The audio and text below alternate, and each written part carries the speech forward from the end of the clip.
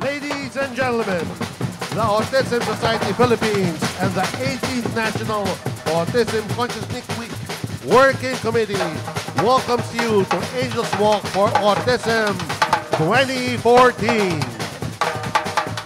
And to open this morning's event is one of the moving spirits behind ASP.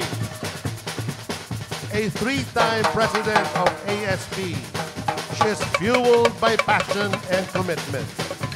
Always charming, always cheerful, and always energetic.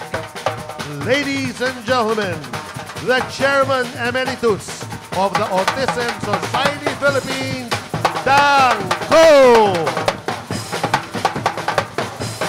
Good morning!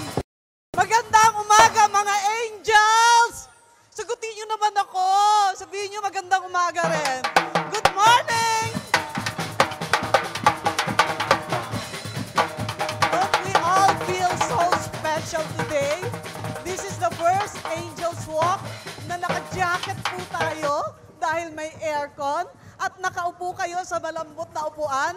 Of course, you know why. We can afford all of this. So maraming salamat po, SM Cares.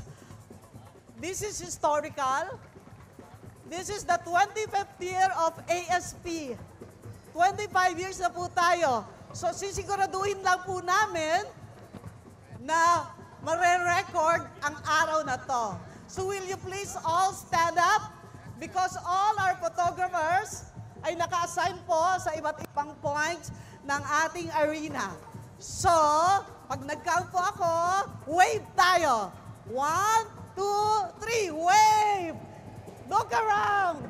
Look around po sa camera, yes! Wave! Sabi po sa akin 3 beses, wave! Para daw mahaba-haba. Yes! Alright!